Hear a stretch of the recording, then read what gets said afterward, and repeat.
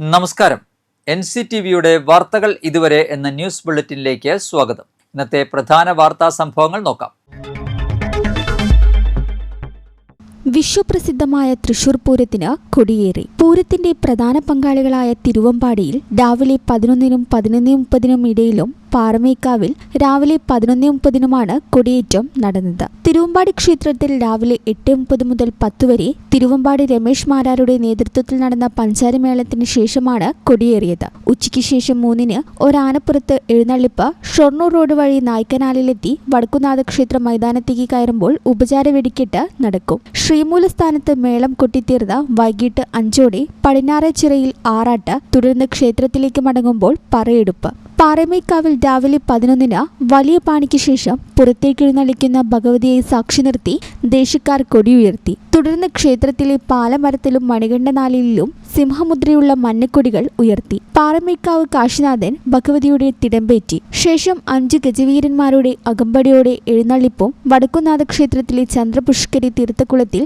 തന്ത്രിയുടെ കാർമ്മികത്വത്തിൽ ആറാട്ടും നടന്നു. കൊടിയേറ്റം കഴിഞ്ഞുള്ള മേളത്തിനു ശേഷം ചെറിയ വെടിക്കെട്ടും ഉണ്ടായി. പൂരത്തിൽ പങ്കാളികളായ 8 ഘടകക്ഷേത്രങ്ങളിൽ ലാലൂർ, അയ്യന്തോൾ, കാർത്യായനി, ഭഗവതി ക്ഷേത്രങ്ങളിൽ രാവിലെ കൊടിയേറി. ചെമ്പുക്കാവ് കാർത്യായനി ക്ഷേത്രം, കിഴക്കുംപാട്ടുകര പനമുക്കുംപിള്ളി ശ്രീധർമ്മശാസ്താ ക്ഷേത്രം, ചിയാരം പൂക്കാട്ടിക്കര കാരാമുക്ക് ഭഗവതി ക്ഷേത്രം, കണിമംഗലം ശാസ്താക്ഷേത്രം, ചൂരക്കോട്ടുകാവ് ശ്രീ ദുർഗാദേവി ക്ഷേത്രം, കുറ്റൂർ നെയ്തലക്കാവ് ഭഗവതി ക്ഷേത്രം എന്നിവിടങ്ങളിൽ വൈകിട്ട് ദീപാരാധനയ്ക്ക് ശേഷം വിവിധ സമയങ്ങളിലാണ് കൊടിയേറ്റുക.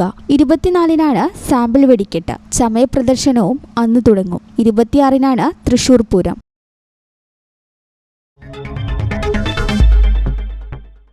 കോടാലിയിൽ പാമ്പുകടിയേറ്റ് 8 വയസ്സുകാരൻ മരിച്ച സംഭവത്തിൽ നിർണായക കണ്ടെത്തൽ. കുട്ടിയുടെ മരണത്തിന് മരണകാരണം ശംഖുവരയന്റെ കടിയേറ്റത് തന്നെയാണെന്ന് പോസ്റ്റ്മോർട്ടം പരിശോധനയിൽ കണ്ടെത്തി. തൃശൂർ മെഡിക്കൽ കോളേജിലെ പോസ്റ്റ്മോർട്ടം പരിശോധനയിലാണ് കണ്ടെത്തൽ. അതേസമയം പാമ്പുകടിയേറ്റ് കുട്ടി മരിച്ച വീടിന്റെ പരിസരത്ത് വീണ്ടും പാമ്പിനെ കണ്ടു. ഞായറാഴ്ച വീടിനകത്ത് കണ്ടെത്തിയ ശംഖുവരയൻ ഇനത്തിൽപ്പെട്ട പാമ്പിനെയാണ് വീടിന്റെ പരിസരത്ത് കണ്ടെത്തിയത്. മരിച്ച ആൽജോയുടെ സംസ്കാരം ഇന്ന് ഉച്ചതിരിഞ്ഞ് 3-ന് കൊടുങ്ങ സെന്റ് സെബാസ്റ്റ്യൻസ് പള്ളിയിൽ നടക്കും. ആൽജോയുടെ മൂത്ത സഹോദരൻ അനോജിന്റെ ആരോഗ്യനില ഇപ്പോഴും ഗുരുതരമായി തുടരുകയാണ്. അങ്കമാലിയിലെ സ്വകാര്യ ആശുപത്രിയിൽ വെന്റിലേറ്ററിൽ കഴിയുന്ന അനോജിന് ഞായറാഴ്ച 6 മണിക്കൂർ നീണ്ട സങ്കീർണമായ ശസ്ത്രക്രിയ നടത്തിയിരുന്നു. കഴിഞ്ഞ ദിവസം രാത്രി 2 മണിയോടെയാണ് കുട്ടികൾക്ക് ശാരീരിക അസ്വസ്ഥതകൾ അനുഭവപ്പെട്ടത്. തലേ ദിവസം അവക്കാഡോ ജ്യൂസ് കുടിച്ചിരുന്നതിനാൽ ഇത് ഭക്ഷ്യവിഷബാധയാണെന്നാണ് വീട്ടുകാരും ബന്ധുക്കളും ആദ്യം കരുതിയത്.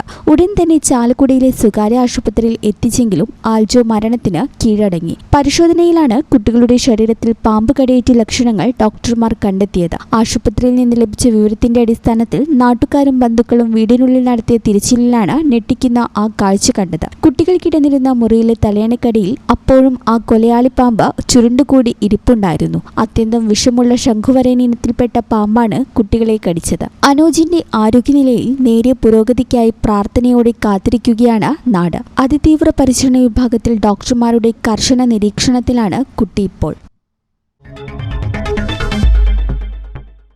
ആമ്പല്ലൂരിൽ യാത്രക്കാർക്ക് ഭീഷണിയായി സർവീസ് റോഡിലെ തകർന്ന സ്ലാബുകൾ. അടിപ്പാതയ്ക്കു സമീപം സ്ലാബ് പൊളിഞ്ഞ് വലിയ കുഴി രൂപപ്പെട്ടതോടെ അപകടങ്ങൾ പതിവാകുന്നു. പരാതികൾ നൽകിയിട്ടും അധികൃതർ തിരിഞ്ഞു നോക്കുന്നില്ലെന്നാണ് നാട്ടുകാരുടെ ആക്ഷേപം.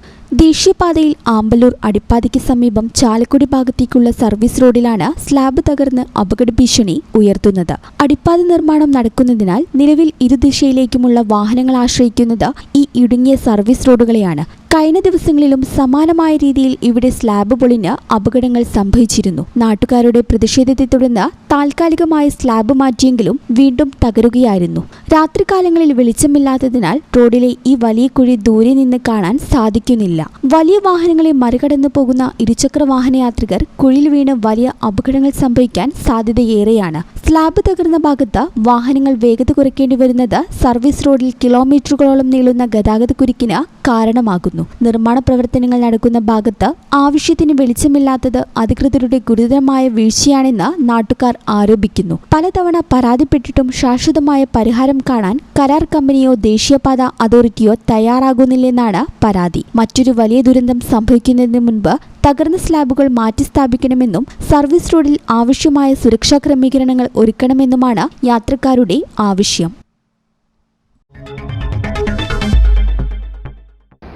Parappukkara saint John Nepomucene forane പള്ളിയുടെ 16ാം ശതോത്തര രജത ജൂബിലി ആഘോഷങ്ങൾക്ക് സമാപനം.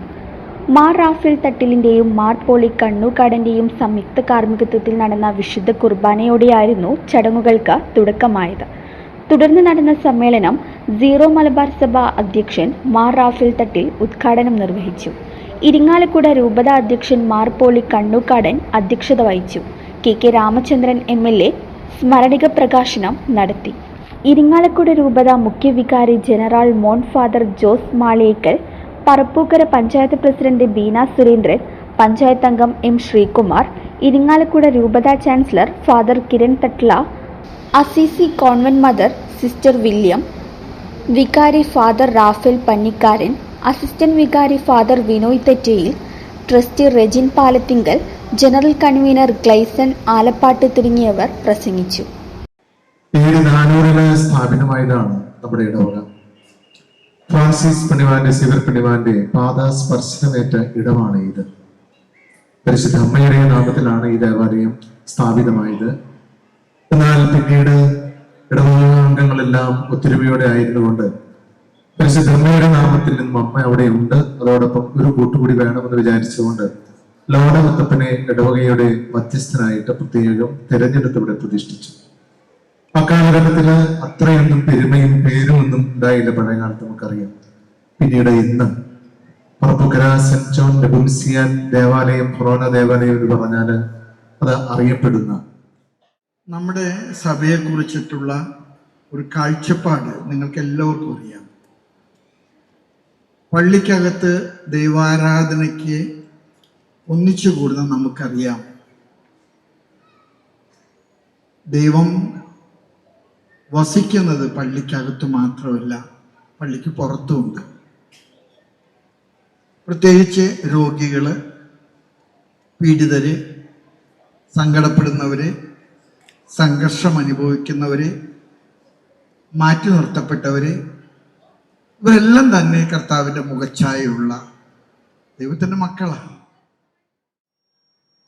ഈ ജൂബിലിയോടനുബന്ധിച്ചുള്ള നിരവധിയായ പ്രവർത്തനങ്ങൾ ഇവിടെ ആമുഖ പ്രസംഗത്തിലും സ്വാഗത പ്രസംഗത്തിലുമൊക്കെ വിശദീകരിക്കപ്പെട്ട് കഴിഞ്ഞിട്ടുണ്ട്. മാത്രമല്ല അതിലെല്ലാം നേതൃത്വം നൽകിയവരും പങ്കാളികളായവരുമായ ഏറ്റവും പ്രിയപ്പെട്ടവരാണ് ഇപ്പോൾ ഈ സദസ്സിലും ഈ വേദിയിലൊക്കെ ഉള്ളത്. അങ്ങനെ നീണ്ട നിരവധി അനുബന്ധ പരിപാടികളിലൂടെ വളരെ വിജയകരമായി ജൂബിലി ആഘോഷം സമാപിക്കുകയാണ്. ഈ സമാപന സമ്മേളനത്തിൽ വെച്ച് വളരെ സാമ്പത്തികമായി ജൂബിലി വെറും ആഘോഷമായിട്ട് മാറിപ്പോകാതെ അതുവഴിയായിട്ട് പാവങ്ങളോടും സമൂഹത്തിന്റെ മുഖ്യധാരയിൽ നിന്ന് മാറ്റി നിർത്തപ്പെട്ടവരോടും പക്ഷം ചേർന്നുകൊണ്ടുള്ള ജീവകാരുണ്യ പ്രവർത്തനങ്ങൾക്ക് നിങ്ങൾ നേതൃത്വം കൊടുക്കുന്നു എന്നതിലുള്ള അഭിനന്ദനങ്ങൾ ആദ്യമേ നേരട്ടെ. ഞാൻ മനസ്സിലാക്കുന്നത് ഈ സദോത്തര സിൽവർ ജൂബിലിയോടനുബന്ധിച്ച് 7 വീടുകള് പണിതു കൊടുക്കാനായിട്ട് നേതൃത്വം നൽകിയാണ്.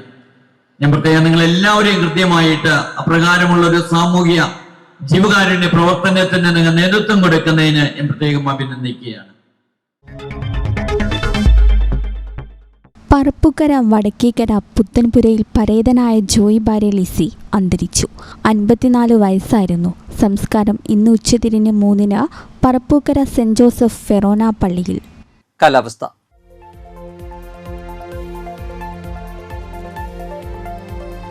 കൂടിയ താപനില 34 ഡിഗ്രി സെൽഷ്യസ്, കുറഞ്ഞ താപനില 25 ഡിഗ്രി സെൽഷ്യസ്.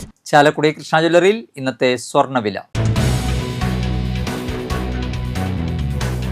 സ്വർണം ഗ്രാമിന് 14,235 രൂപയും പവന് 1,13,880 രൂപയും രേഖപ്പെടുത്തി. ഇതോടെ വാർത്തകൾ ഇതുവരെ എന്ന ന്യൂസ് ബുള്ളറ്റിൻ സമാപിക്കുന്നു. നന്ദി, നമസ്കാരം.